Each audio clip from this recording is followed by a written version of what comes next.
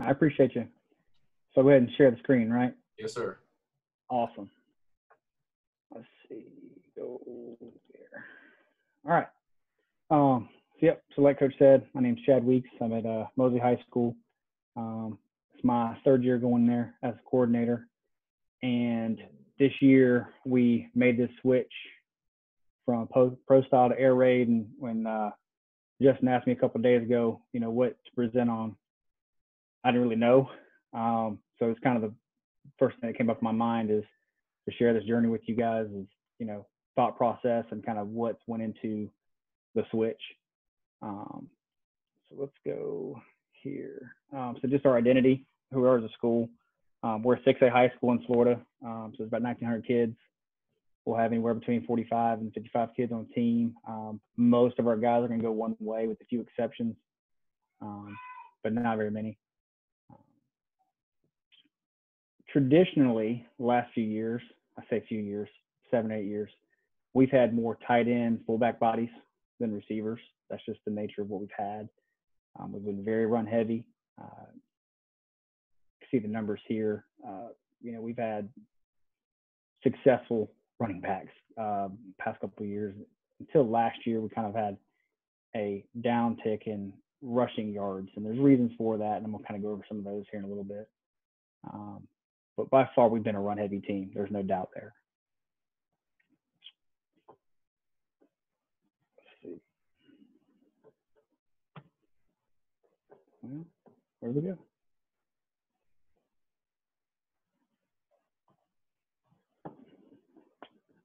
This thing's freezing up. Looks good over here, Coach. Okay. So going back to the pro style offense, just to give you guys an idea of kind of where we're going, where we came from to where we're going. Our offense was built around wide zone duo jet sweep. Everything was meant to look exactly the same way, and I'm going to show you guys some examples of that here in a minute. But for the most part, our explosive plays came to play action and bootlegs. Our run game was consistent. We didn't have a lot of negative plays, which Gibbs talks about a lot. But our explosive plays usually came in play action bootlegs, or we had an explosive runner. That's just kind of that's how we rolled. I'll give you an example of how we would take a base play and take it through a bunch of different phases. So we got bunch formation here, using whip motion, running wide weak. That's the initial presentation of what we're going to show a team. And, I'm not necessarily going to go into how we run wide zone. There's tons of resources of people that are more articulate than me going over it. But for the most part, we would show, this whip motion. This guy was fast as crap. He was fast. And we taught our running backs how to read it. And this is the initial showing. So that's the base play. From that, we'd go to the jet sweep component of it, same motion. We'd actually hand off the jet sweep.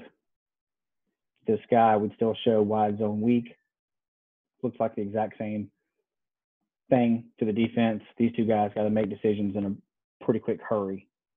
And that's what you kind of can see from the tackle in the center here is, they're going upfield, basically just, setting the hook for these guys. Once they figure out what's going on, they would redirect, and these guys are just sitting there walling, waiting for them. The next component, again, it all looks the same, would be the bootleg constraint. Same formation, same motion. You're just running bootleg off of it. With this whip guy coming across, he would wheel. This guy's in the flats pretty quickly. This guy would be on a 3-count delay, but it looks the exact same.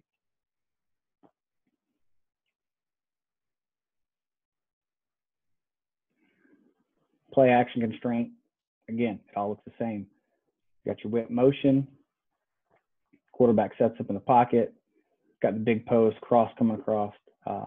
Yankee concepts, what most people call it. But it all looks the exact same to a defense. This is just out of one formation with one motion. We could get to this look from a lot of different ways. I mean, you bring this guy over here to the slot and just go in fast jet motion, or you have this guy come over here and he just motions over. A lot of different ways to get to it, but these are the base, the way plays you would run. screen constraint. This was a great screen. You hit teams with wide zone weak over and over and over. Then you throw in the whip motion. You get, linebackers going left, then right, not having a clue what to do. And then you get the linemen on them before they even have to figure out what's going on. Pretty nasty. I got film for this one. I'm going to try it. Justin, you're going to have to just give me a heads up. If the film's not working, it's probably my internet, and I'll just not do it. I got you. But we'll try. This is straight out of Just Play here. So hopefully it streams pretty easy. Typically, we don't have too many problems. Coach, there's a question for you. Okay. Is your J player a tight end H-back type of kid? Yes. Yeah. So last year, our J, that's the only position we really swapped out. We had a fullback type kid, and then if we were a 4 wide, we would just sub that kid out and put in a receiver. But yeah, he was our second tight end, H-back type kid. Yeah, absolutely. Let's see. It wants to work.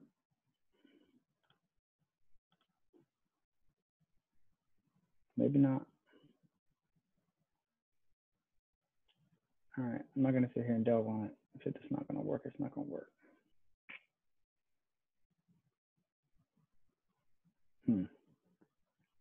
Well, I'll tell you what, I've got my email at the end. So if anybody wants the film, I can send it to you. It's not a problem. They're just cut ups I can send. Yeah, I was worried about that. All right, so we'll go back.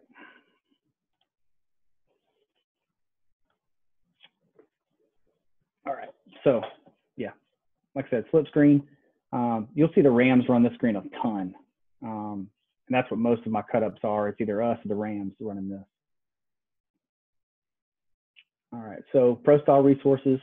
These are people that, I've reached out to or, just looked at things that they've done. Obviously Phil Vogt, he wrote a book on wide zone. It's really good. You can get it for like less than $10 now off Amazon.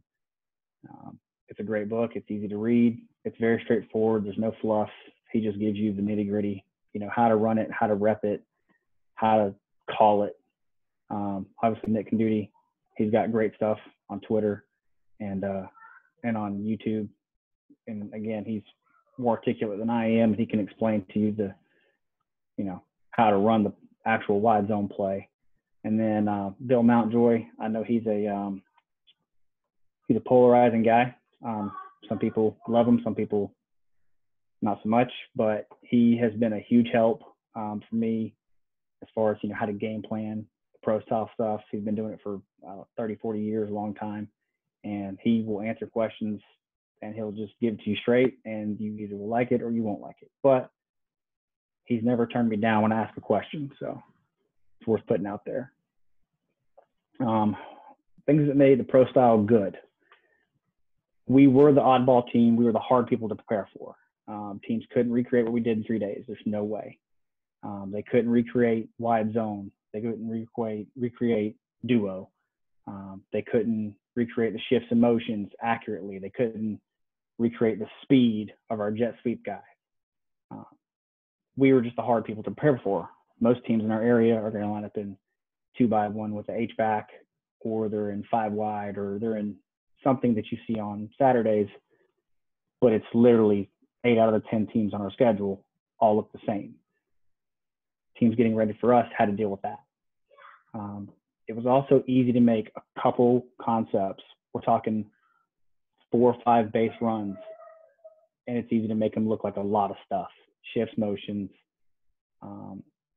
formations. It's easy to tell a kid to stand somewhere else. It's hard to teach a kid new play. This was nice about that.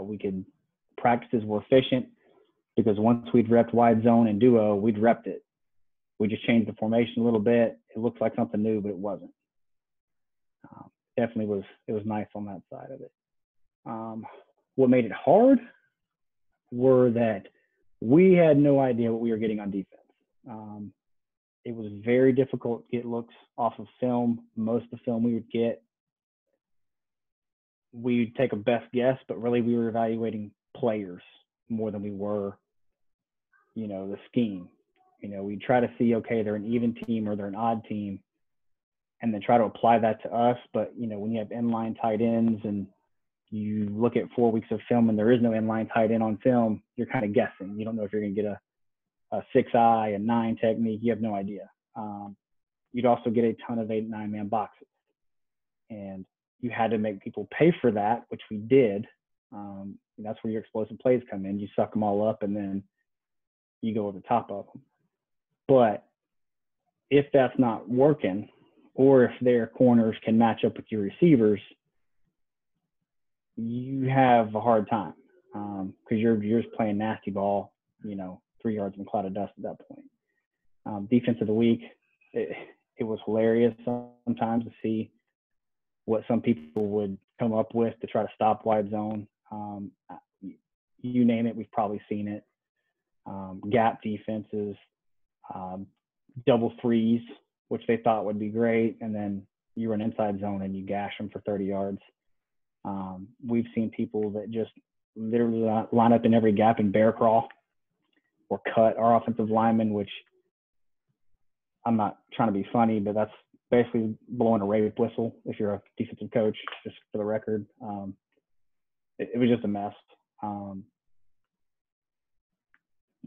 The last thing that made it hard is you had to have an explosive runner.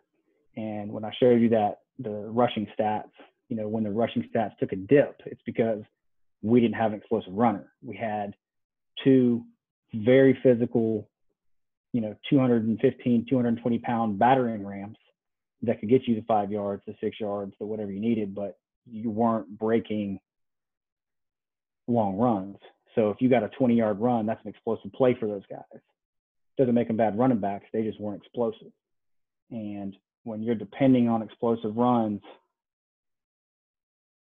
to supplement your passing game, it hurts when you don't have that guy. It makes a huge difference. And that's obviously why the rushing yards went down quite a bit. Why are we changing? Okay, so that's where we were. This is kind of where we're going. Why are we changing? Our best skill players are receivers, hands down. They're young. We only have one kid that's a senior. The kid that's a senior is going to be our Z. He's the fastest human being in our county. I mean, he's fast. But everybody else is young. And so we know even into our 8th grade, group that's coming up, they're receivers. They're not running backs. They're not tight ends. They're smaller, faster guys. We've also got some basketball kids coming out. Our offensive line is huge. They're strong. They're tough, but they're not as fast. I put their height and weights up there just to give you an idea. I mean, they are big and strong. They can pass block. They're just not going to be able to get out on wide zone and do some of the things we're used to doing with more athletic guys. What are we keeping? Our pace runs are not going to change. We're keeping wide zone, inside zone, duo, power, counter, jet sweep. All those things will be there. But we have to adapt them. We're used to blocking them up with 7, 8 guys. We're used to having, 8-man boxes accounted for with blockers. Now we have to get used to dealing with it in other ways, which, RPOs, screen attachments, all those kind of things. Wide zone, it's not really going to be a wide zone talk, but give you an idea of kind of how we're adapting it. Wide zone, obviously in a spread offense, turns into mid zone. It's not necessarily wide zone like we're used to talking about it. Back still reads number 2 for bounce or bang. And, the read changes a little bit. This is just straight up wide zone read versus a 3-2 versus a 3-3 stack. Quarterback still reading the backside end. Now, in our pro style offense, we would just leave this guy unblocked. We weren't as worried about it when the quarterback was under center because the ball was going to be further away at the handoff. The quarterback would be, he'd be starting out here. Can you see my mouse cursor, Justin? Yes, sir. Okay, so the quarterback would be starting out here, handing the ball off over here. Well, that guy's going to have a hard time making that play unless he just completely sells out. In shotgun, that's not the case. This guy can attack the mesh, and now you have a problem. So you have to read him. So it's one adjustment. It doesn't seem like a big adjustment, but when you're not used to doing it all the time, it is a big adjustment. 4-2 over front, and then 4-2 under, and then constraints. Obviously, you have to rely less on play action. Play action out of shotgun is not as good. Some people will disagree with me there. It's just not. It's not as good. The quarterback's not turning his back. He's not hiding the ball. Linebackers can see the ball the whole time. You're not going to get as much bite, especially from the safeties. Bootlegs, maybe somebody can run good bootlegs out of shotgun. I've not seen it. Maybe you just got to work harder on it. I don't know. But you can't rely on those as much. You're going to have to rely more on RPOs, screen attachments. And so that's the stuff that we've spent time looking at this offseason, in addition to the air raid side of it, looking more at how to protect our base plays in a different environment. Wide zone lock is the answer for that, for wide zone. Not much different than most people would do it. We just lock the backside. Quarterback's reading the weak linebacker, whoever that is. So one thing I would say, I've seen some people draw it up and they read this guy. I don't think it's necessary because you can block the guy. This is the guy that's going to give you problems, and you're usually going to be bringing something from back here, which I'll show you an example of that in a minute. But we would read this guy instead of this one. Out of the stack, you would read this guy. Now,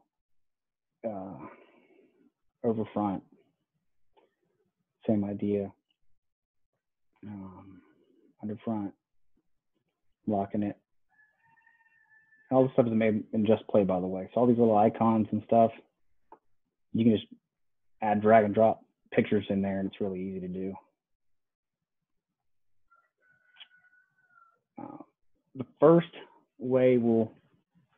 thing we'll pair it with is double slants. So for us, doubles is, I guess, open in some people's terminology. 19 just means it's wide zone left lock.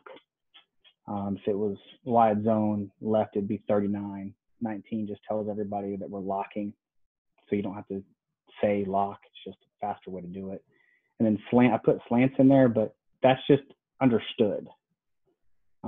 That's going to be the base way of doing it. So if we go doubles 19, these guys know we're going double slants backside. And then if we want something different, we would have to tell them we're doing something different. And then I trip. I've got the steps on here. We keep our inside guys have their inside foot back. So for this guy, his inside foot's back, he's just going 1, 2, then cutting. He's going 4 steps, and then the outside guy's going 5 steps. We do tell the guy, this Z, to be pretty patient, because obviously if he gets the ball, he's last. So, he's got to be patient there.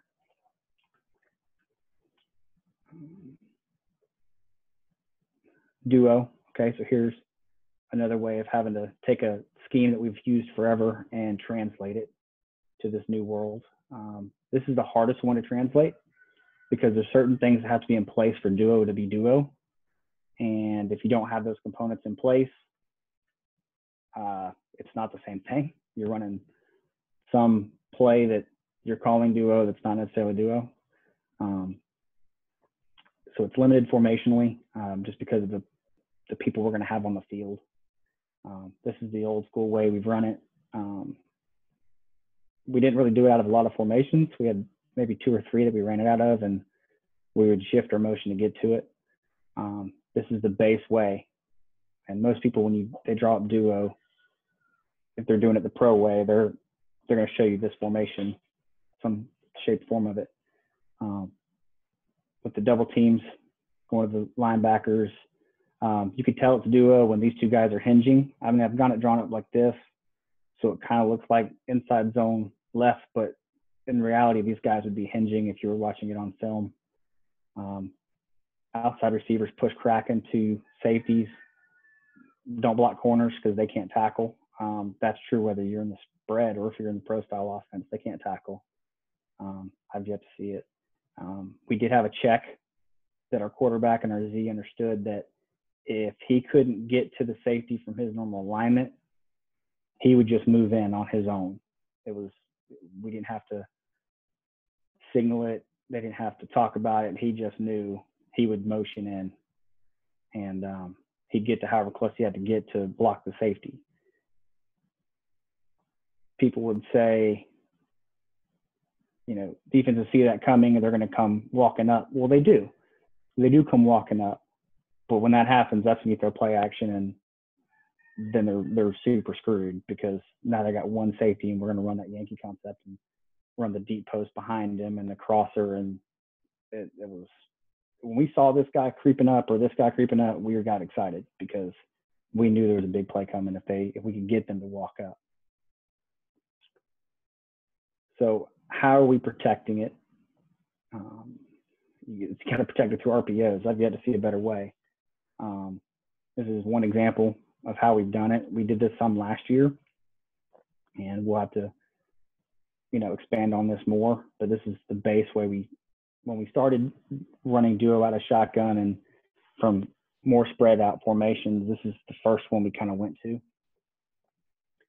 And our back's still going to read it the same way. He's still going to read the Mike linebacker. You can kind of tell here with the color, I'm kind of OCD. So color coordination is just my way of trying to be organized. But basically, if the Mike comes downhill hard, the guy's going to bounce. If Mike scrapes over the top, he's just going to hit the hole and he's going to get what he can get. Duo is not an explosive play necessarily. If you get an explosive play off duo, your back is a really, really good football player. Most times when you call it, though, you're trying to get 4 or 5 yards, and it's a safe play to call for that. Quarterback is just going to read the hang, and it's super simple. If he attacks the run, we've got a flat screen here, or if he runs with a flat screen, hand it off. It's no different than most people do with basic RPOs.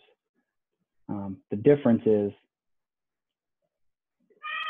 a lot of people are going to run this inside zone and have this guy come across. These guys scrape. This guy becomes a problem. And with duo, it just hits more this side, and your double teams become more prevalent. These guys scrape it all. They get sucked up, and then this gap opens up.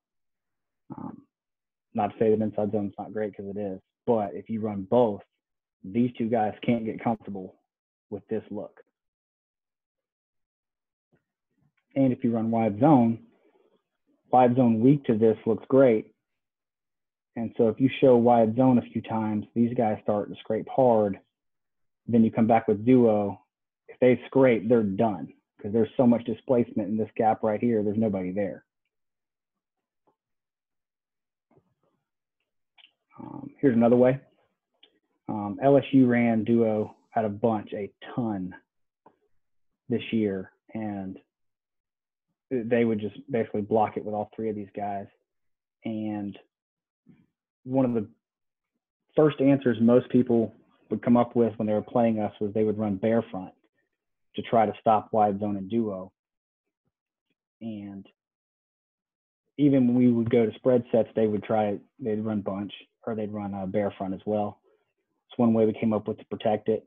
And if you're going to run bunch sets, I think it's a great thing to apply. Same idea. Double teams up front. This is the only single block, but that's your tackle. Hopefully your tackles are your best blockers.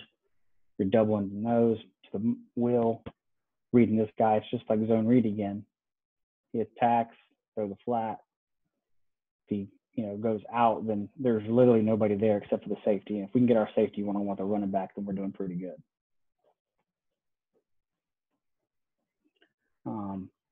What else we keeping from our pro style? Our best screens are going to come with us. There's some of this in the air raid. the double screen especially, but the alley screen is something we're bringing with us that's pretty good that I figured I'd share with you guys. The alley screen is our favorite way to get your dude the ball. We've had this guy be a really fast guy. We've had this guy be a big physical kid. Both are great. You're just getting the ball to a kid in space with blockers right now, with the linemen just running. It's like elephants on parade. It's our offensive line's favorite play because they're basically on a one count and they're throwing and going, and they are just running down the alley trying to wreck whatever shows up, and they love it. It's their favorite play. There's a lot of different ways to disguise it, motion or tempo. Either one of those are great. You can do this not necessarily out of trips. You can do it out of doubles or out of 2x1 or 2x2. We've done it to, just pretend this guy's over here. Could this be the outside guy? We've done it that way. Like if this was into the boundary, we've done it that way. It's great. Quarterback, he's catching the ball, throwing it right now. And honestly, we even have the quarterback attack the snap. So if he was in a shotgun stance with his right foot up, he would literally be stepping forward with his left foot at the snap to catch it and turn and throw as fast as possible. I'm going to try one more time to see if I can get the video to work.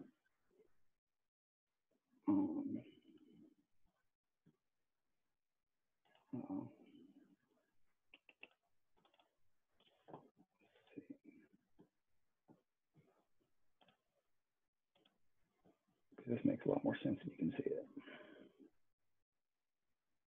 Still good, Justin? Yes, sir. All right.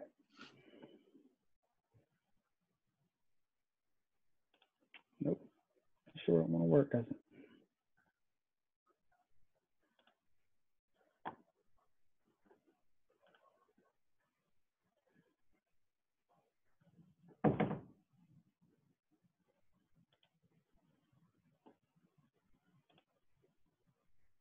Hey, look at that.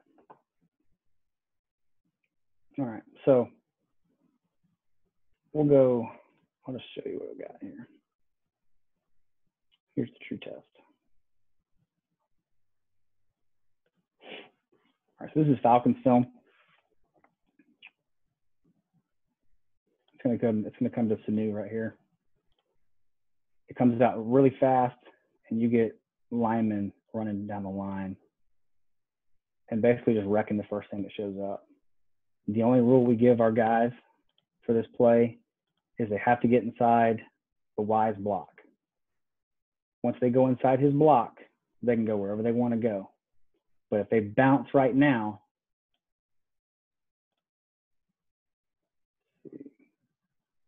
so at this point, if he tries to go outside right now, he's dead in the water. This guy's there. He's literally trying to push him out.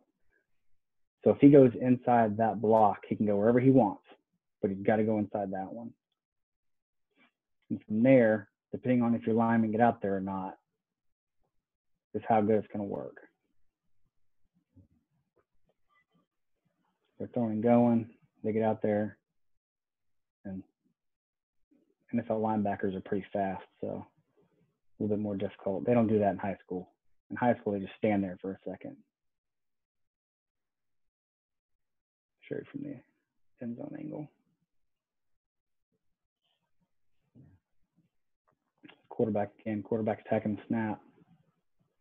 They're motioning to get that guy over there in a juice split, turns, throws, and you see these linemen coming down. Like I said, now once he goes inside, it's a good example.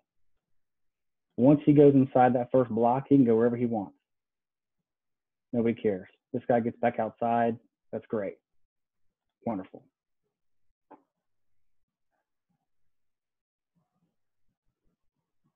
This is when it looks really good. Oh, man. You make one guy miss and you're gone. Inside that block, these guys are coming to set the alley. And this guy, man. That's just unfortunate.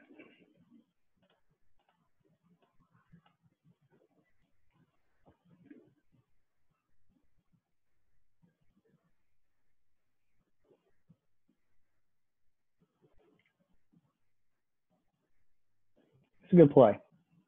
It's cheap. It's easy. Like I said, your lineman will like it. Your lineman will ask for it. They'll be asking to run the play, especially when they start. If you've been running the ball a lot, they'll ask to run it just to be able to do something different. This guy does a good job of getting inside the block and then getting back out. That guy's extremely fast, by the way. Coach, a question about the line release. Was it a 1 count? Coach had a question about when to release. Yeah, you call it a 1 count. You could even call it. I've heard Coach Colford call it check the guy for weapons. You know, you're basically just trying to get them to come upfield. Once they commit to coming upfield, once you release past them, at that point, their momentum is going to take them upfield a few steps, and that's really all you need, because most high school defensive linemen are not going to be able to put their foot in the ground and redirect very quickly. And so it works out great if you can just get them to come upfield. Now, if you do a crappy job of selling it, you just pop straight up and then just kind of look at them, and they're just standing there, then it's not so good, because then they'll go with you. But if you can get them to come upfield at all and then go, then that's all you need. A question was also asked, what are their landmarks? Landmarks. Okay. So let's see if I can just freeze it here. All right. So your Y is obviously blocking the first guy out there, the flat defender. Tackle is going up the alley. Or if it was more of a covered down situation where there were two guys out here, your tackle will go to the next one. But if there's not, then he's just going straight up the alley. Your guard is going straight up the alley. Your center is going to be your first guy looking inside. Then your guard's the second guy looking inside. And from there, it's just picking up the first color that shows up. Really, the tackle and the guard are the two that are going to make it work. The center is kind of extra if he can climb and stop anybody from coming in, I guess you would call it a rat killer. But your guard and tackle are the ones that's going to pop it. Basically, you got to get the safety blocked and this guy blocked. If that happens, if this guy is your best dude, which is who you're supposed to be throwing this to anyway, he's going to make these guys miss or outrun them, and he's probably going to make the linebacker miss or outrun them. You just got to get these two blocked. Does that make sense? Hopefully. So let's see. All right, so come here. See if I can't show you our film. Now remember, this is high school film. As you guys know, high school filmers are the most consistent human beings in the world. Quarterback's throwing it now. Now, this is from 2 years ago. We had the tackles setting and not releasing. We've changed that to where everybody releases. Back then, we just had this guy setting, but not much is different. Our tight end does a terrible job, bless his heart. This guy's a great player. He's at West Point right now. He's going to play. He'll be the starting tight end for Army for the next few years. Great player. Does a dumb thing. He goes upfield and then tries to go back out, which is not smart. Tell that guy to go where he's going, not where he's at, because if it just turns into a complete cluster. See? High school film is different than college film. Here it is. Now we're throwing it to that guy. He catches it, gets upfield. Like I said, once you go inside that first block, I don't care where you go. Get inside of this block. Well, what should have been a block. See, you got to love high school film. Now, what's nice, you can see even just from this, you get teams that are just going to send pressure at you or, just show you crazy looks up front. It's a cheap and easy way just to run right past them. You get three guys on parade. They don't necessarily block somebody. They love to try to block somebody.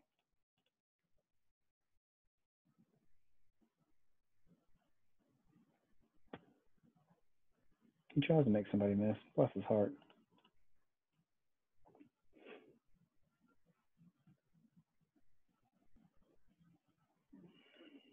So this is a pretty good look at it right here. This guy's a college linebacker at this point now. It makes a pretty good read on it. We have guys available. This is an example right here where this guy got out and passed up color. You don't want to do that. You want to block the first color that shows up. If he blocks him and he continues on, we have a play. Instead, he passes him up for nobody, and that guy makes the play. Don't pass up color. I don't know what he's looking at, but he's looking at the wrong guy. He should be just picking that up. He tries to get the safety, does a terrible job getting there. It doesn't work. This one, the video guy cut it short, but he catches it, gets straight up field, and you gotta love linemen. They're trying like hell to get downfield, and they just pass bodies up. Like you get these guys are running downfield for some reason, and there's three guys that they just missed. So that's not a great job coaching for us, but you get the idea. All right, so let's go back. So that's fast alley screen. We call it Viking screen. It's great. We've had a lot of success with it. Let's full screen view back.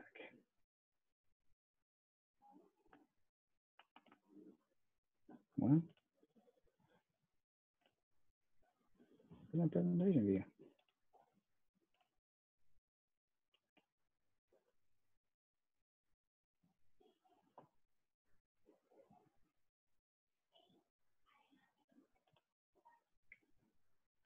Come on, man. I apologize.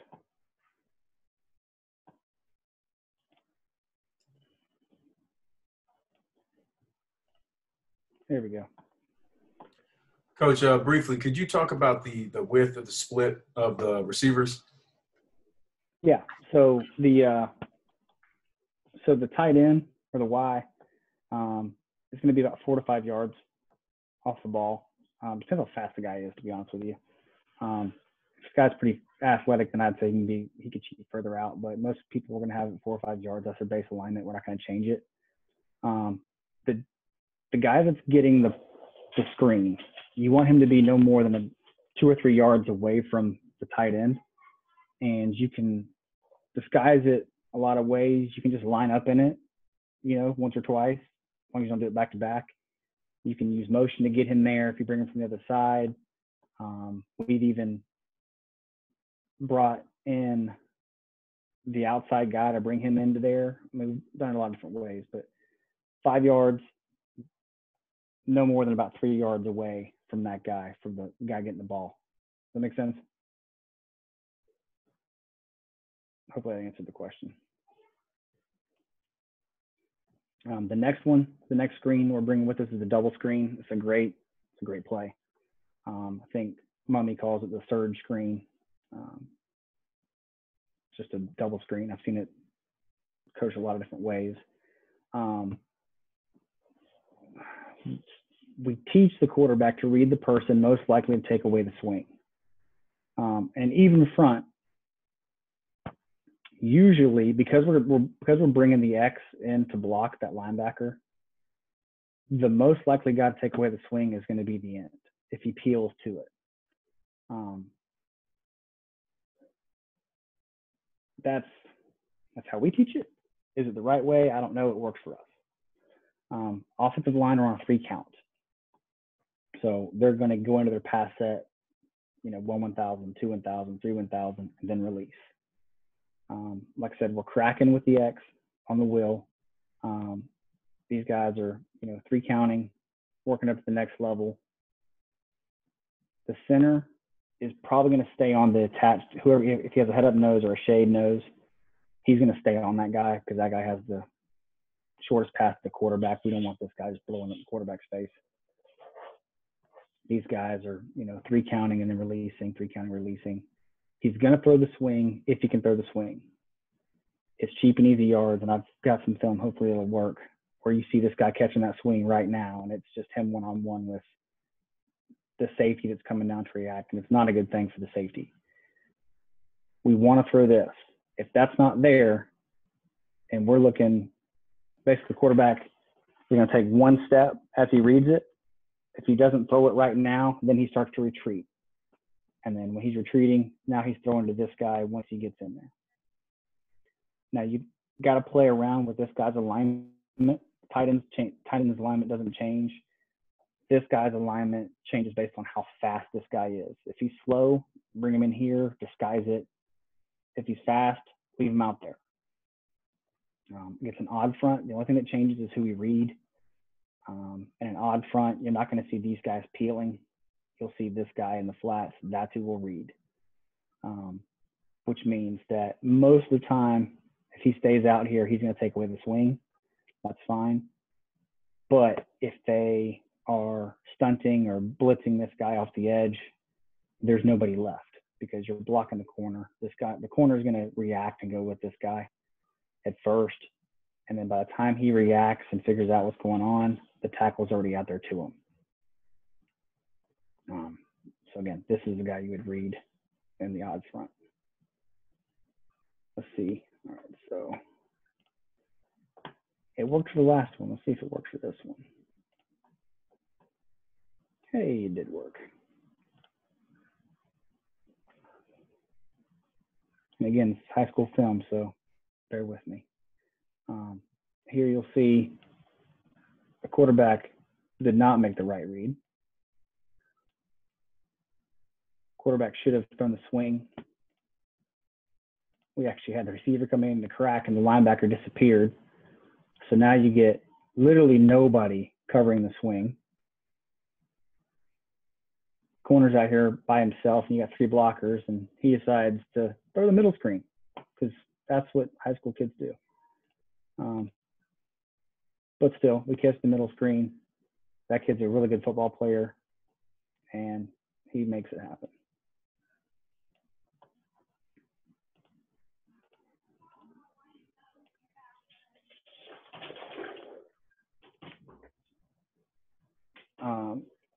So yeah, I guess, you know what, I guess you gotta give the kid the credit. Maybe he thought 34 was taking away the swing here. I'd like to give him the benefit of the doubt and say that's true. I don't know if that's true or not, but it still turns into a decent play. He tried to get the guy, didn't work. All right, so here it is again. I'll try to stop it here. Okay, so you can kind of see how it's set up. X is coming in to crack the wheel. Those guys, and he does crack the crap out of them. Holy damn. He lays that kid out. That's awesome. That kid's a very good football player, by the way. He's playing at FAMU right now. You can kind of see again, if the quarterback reads it like he should and throws the swing, this guy gets cracked. You got guys running downfield on the safety. And that's a touchdown, even for this kid who maybe runs a 4.9, 5 flat. That's a touchdown. Instead, we throw the middle screen. And this kid still tries to make something of it. So it's not a complete loss.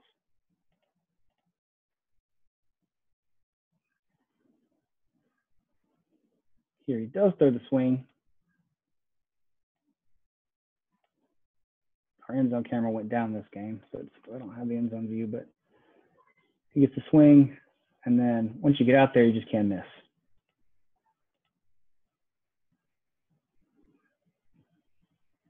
We got the guy out there. He just didn't get him blocked.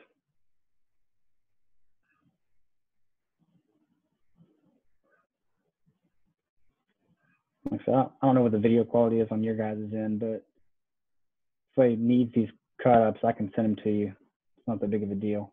It looks good, Coach. Okay. See, that's the one thing I was worried about, man. So that works out good. Here you see the read. He makes a good read, throws it. We get that guy blocked. And guys, this kid right here is a really good football player, but he is maybe a 4.9 40 on his best day with the wind. But it's 220 pounds of pissed off, rolling down the sideline looking for a safety. And that is a situation we can handle. And we'd call it, I mean, this is 1st and 10, but this is a good call on 3rd and 10, 2nd and 1, doesn't matter. It's a good call all the time.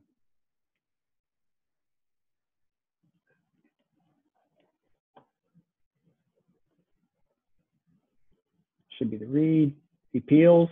See, my man finally does what he's supposed to do. Look at this. This is coaching. So my man reads the end like he should.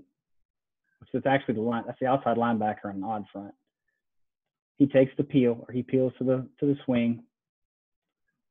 My man immediately gets his eyes back, throws it. Now, we do a god-awful job up front. Don't sell it worth the crap. And we get my man set up. So we let him down on the blocking side, but the quarterback reads it correctly. We got my man set up there. But hey, they don't always work. All right. Go back here. Okay, so last little thing here. So that stuff we've kept. What's new? The new things for us in this transition are keeping a fast tempo. We tried to be a tempo team before, but when you're using shifts and motions, it's difficult to do, quite frankly, because you have to communicate that stuff. You've got to signal it or huddle it. Fast for us was snapping the ball with 10, 15 seconds left on a clock.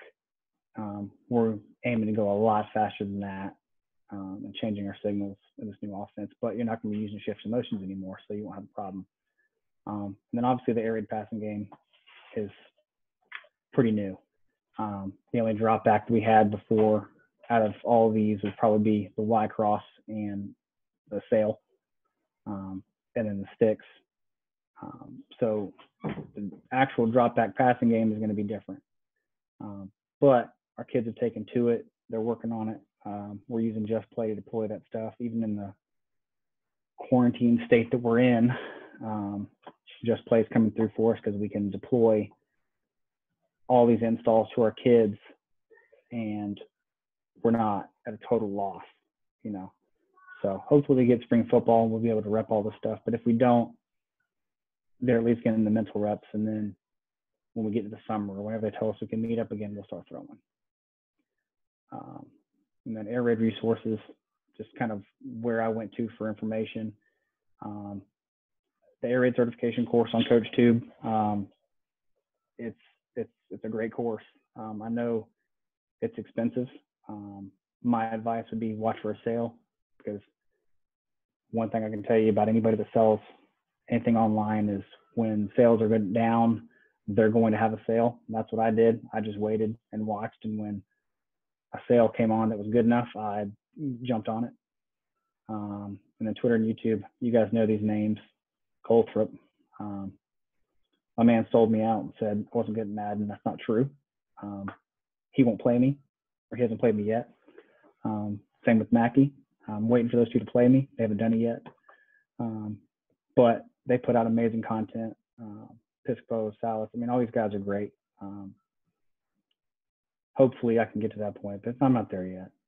My contact info, my email, phone, Twitter.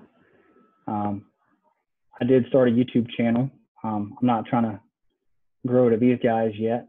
Nowhere close, but I am doing some Just Play tutorials, just try to make it more approachable for some people. They've got the My Just Play, which is like $10-15. It's inexpensive for personal coaches, and my goal with the tutorials is just to show you guys the stuff that I wish I'd have known when we first started using it 4 years ago, and things that would just make your life easier. So if you're interested, just search for it. I don't have enough subscribers to have a custom URL like those cool guys. If I hit 100 subscribers, I'll get one, but I don't have one yet. So for now, you just kind of search for it, but it's there. That's all I got. Are there any more questions?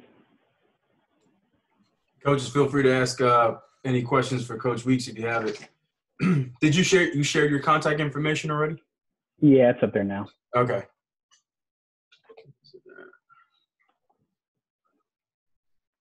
We still see the Just Play screen is on there. Let's see it. What are you seeing now? The Just Play screen. What? All right, hold on. I'll reshare. How about now? Yeah, there you go. There you go. All right, so yeah, there's the what is new. You're the passing game, and then the Yep. air raid resources. Yep, there you go. Yeah, see, this whole time I thought you guys could see it. I'm sorry. And then the contact information is right there. Email, Twitter, phone number. What's the name of your YouTube channel? It's just Coach Weeks. It doesn't have a custom name yet. I don't have enough subscribers for all that. Also, Coach wants to know if they can you can get these plays drawn up or videos sent over. Yeah, just contact me one of these types of ways, and I don't mind sending it. Awesome. Just let me know. Just let me know where to send it. Absolutely. Any other questions for Coach? I think that's it, Coach. Appreciate your time, man. Great presentation. Once again,